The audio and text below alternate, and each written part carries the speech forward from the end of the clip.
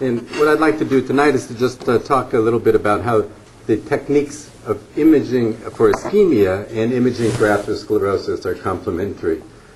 I think that we've heard a lot about the early detection of atherosclerosis in patients with subclinical disease tonight. It gives us this opportunity for more effective prevention and potentially eradication of the disease of heart attacks. Then in the patients in whom we are not so early, where there is active ischemia, we need to define those who can benefit from revascularization as well as from medical therapy. And in that regard, we don't go straight to angioplasty or bypass surgery because they're not without risk. We need to determine who might benefit. I think that we are in the midst, based on the non-invasive imaging strengths, of really seeing some definite paradigm shifts in the way we approach patients. Instead of thinking about risk factors, we are now talking about disease markers. Instead of talking about detection of stenoses, we're talking about identification of patients who are at risk for short-term events. And then instead of just talking about risk assessment, we're talking about identifying those patients who might actually benefit from a procedure. Not only are they at risk, and there are opportunities in these regards for multimodality imaging. First, just let me mention nuclear cardiology. It is a very strong component of the current mainstream cardiology practice. We use nuclear methods to evaluate the extent and severity of perfusion abnormalities. And as my colleague, Dr. Rory Akamovich, recently added to our armamentarium in this regard, when we look at the extent and severity of a perfusion defect by grading the scores of the segments that are shown in this slide, we can then normalize by the maximal score possible and end up with a statement to the clinician about the percent of the myocardium that is hypokinetic, that has stress perfusion defect, the percent of the myocardium that's ischemic, and the percent that has infarct or that is a fixed defect. Any clinician, if you tell them that 20% of the patient's myocardium is ischemic, would know what that means intuitively and would act on it.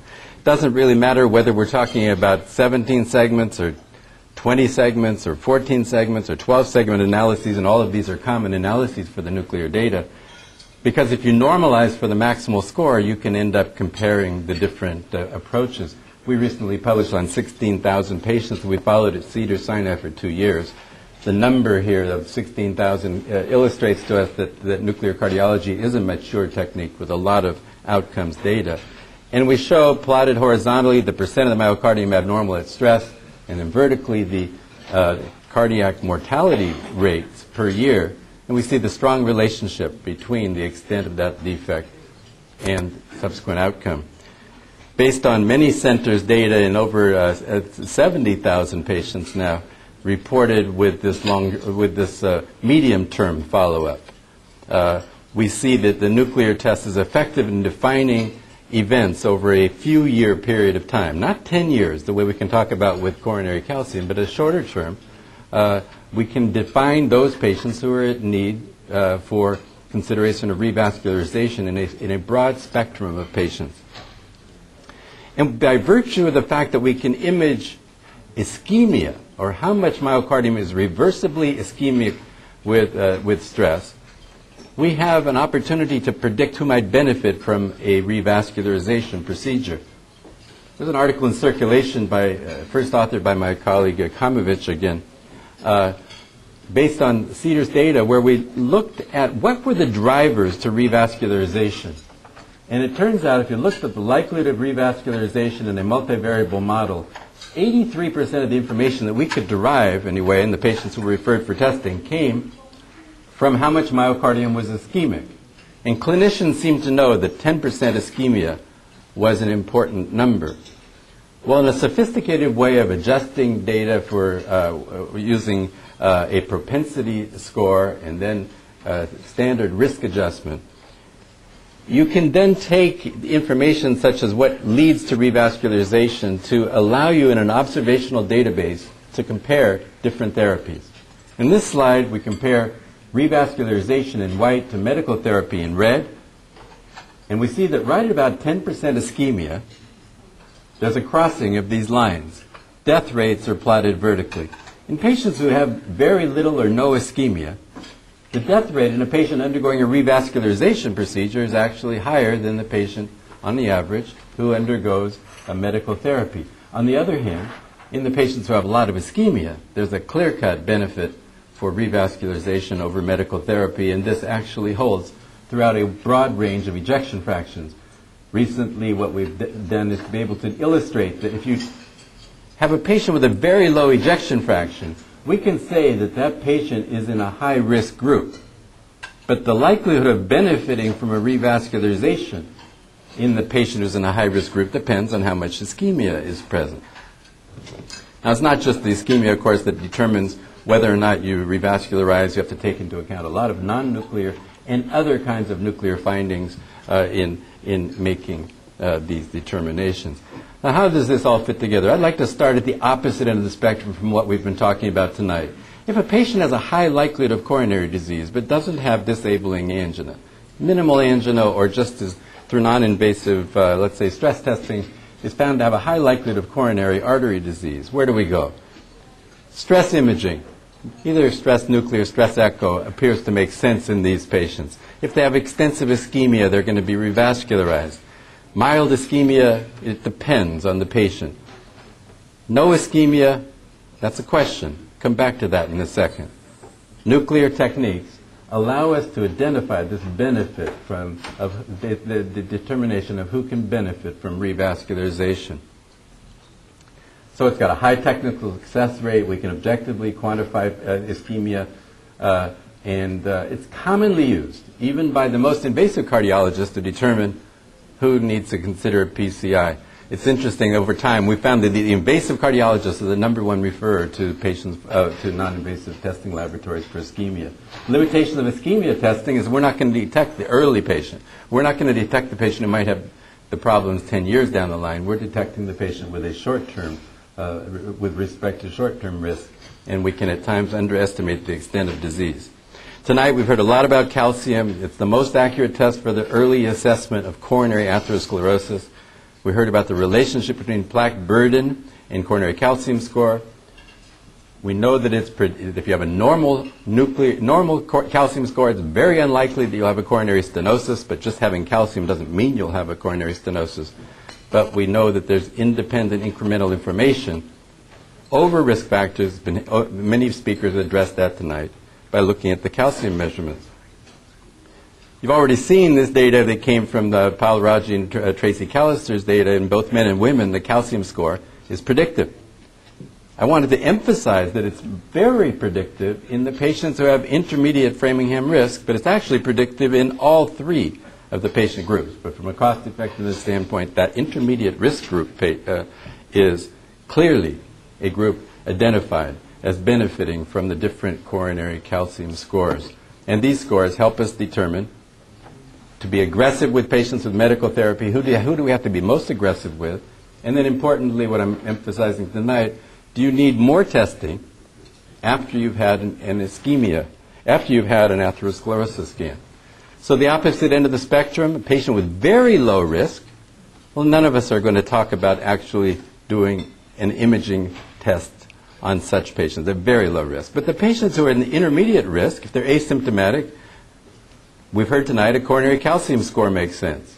Those with scores less than 100, primary prevention, scores 100 to 400 or greater, secondary prevention, a greater than 400 score, data suggests that those patients have an intermediate to high likelihood of having an abnormal SPECT scan. So when your score gets high enough and you're asymptomatic, ischemia testing appears to make sense. The article earlier referred to tonight in JACC just earlier this year, we evaluated approximately 1,200 patients who had SPECT scanning and EBCT or coronary calcium scanning. And this slide horizontally illustrates the standard calcium score categories, and vertically we're showing the percent of the patients who had ischemia by nuclear testing. And what we found is that if they had a score that was over 400, then the likelihood of being in an intermediate risk of having ischemia was there, and that patient maybe would be appropriately defined for referral for nuclear stress testing. You begin to see a rise in the 100 to 400 group, and in that group it really depends on which patient you're talking about. At the American Heart meetings, Nathan Wong, who works with us, has already been mentioned tonight, he works with us in a consulting capacity on a grant we call the Eisner study, has evaluated the patients in the 100 to 400 range with respect to their metabolic status. No metabolic abnormality. In red are patients with a metabolic syndrome, and in green are patients who have diabetes. And we see in the 100 to 400 category, the percentage of patients having ischemia is as high when the patients have the metabolic syndrome as it is in the greater than 400 category when there is no metabolic abnormality. So patients with the metabolic syndrome might be one of those patient groups where even in the 100 to 400 range, it might make sense to go the direction of doing a nuclear study after a coronary calcium scan score has shown either an intermediate or a high amount of calcium. Finally, let's get back to that question mark that I raised earlier. What if you've come in by having some symptom that was suspicious or maybe flunking a stress test, and you get a direct referral for ischemia testing, and you find no ischemia? What do we do then? Well, in our study, the most interesting findings, I think, were in the 1,100 plus patients who had SPECT and calcium scanning and who did not have an abnormal nuclear scan. In that population, we're showing on this slide the frequency of the various different coronary calcium scores. 56% of our patients with normal stress myocardial perfusion studies had coronary calcium scores over 100, which has been defined tonight as being a prognostically important level where aggressive medical therapy would be appropriate. And if you don't like that cutoff, you want to be even more conservative and you say it's got to take a score of 400 or greater for me to be very aggressive with medical therapy, 31% of our patients fit in the group of having extensive calcification and a normal nuclear scan. So what we now believe is that if you had enough indication to go for a nuclear scan in the first place, and the scan is normal, that instead of stopping there and giving the patient a clean bill of health, going for a coronary calcium score afterwards to determine how the patient should be managed makes sense. So if I just use a couple of examples, this is a 70-year-old physician in our hospital, asymptomatic tennis player who undergoes a nuclear scan, and the nuclear scan is entirely normal, and with a normal nuclear stress test, pardon me on this, with a normal nuclear stress test, what happens? Nothing. He doesn't change anything after that. But John Friedman, who's in the audience here, says, well, why don't you come have a coronary calcium scan? And he's 70 years old. He's got a couple of young kids at home. He's actively playing singles tennis. Come have a coronary calcium scan, and his score is nearly 3,000. And at that point, he does a lot of things in modifying his risk. And for 6 years now, he has been on active risk factor modification, aggressive medical management, and he's still pain-free, still actively playing tennis, and has never been catheterized. Never had coronary angiography. So the myth that patients are going to end up with coronary calcium and everybody's going to go to the cath lab is simply that, a myth. Another patient from our study, 70-year-old doctor who's diabetic, comes in for a nuclear scan, and his scan wasn't quite so normal. His scan was one that demonstrated a finding that I'd like to illustrate to you, but I've got to get it here. He has on his study a subtle defect in the lateral wall. We didn't know quite whether that was abnormal enough for us to consider as being enough to send him to the cath lab. He also had anterior wall hypokinesis at stress compared to rest. But it was really quite a subtle finding, and John and I sat there wondering what should we do. And we said, well, let's send him to the Eisner study. Let's get him a free coronary calcium scan. And the result was a coronary calcium score of 1,300 and dense calcification in the left main and LAD.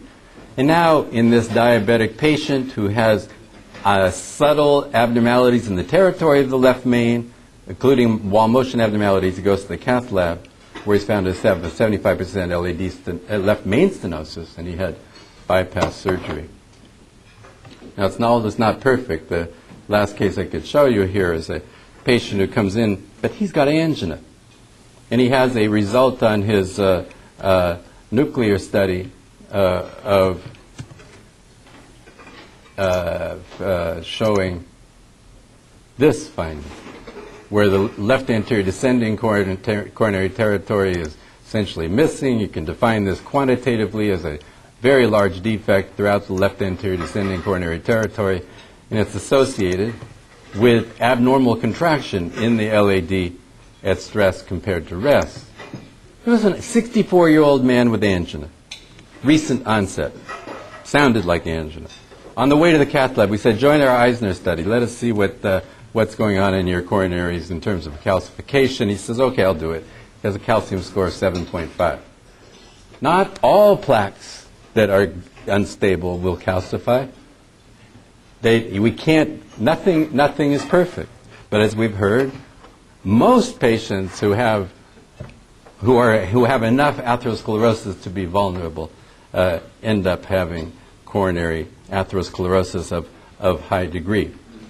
So finally, I would just mention that there's a group of patients then, somewhat exemplified by this patient with chest pain, who actually have symptoms. We're not talking now about the asymptomatic screening application, but patients with an intermediate likelihood of having coronary disease, but presenting with a symptom that's suspicious for cardiac disease. And in that circumstance, we're no longer screening. We're really doing diagnostic testing. It may be coronary calcium scanning. It may be CT coronary angiography. It might be in the future MRI. It might be gated SPECT that should be the first test.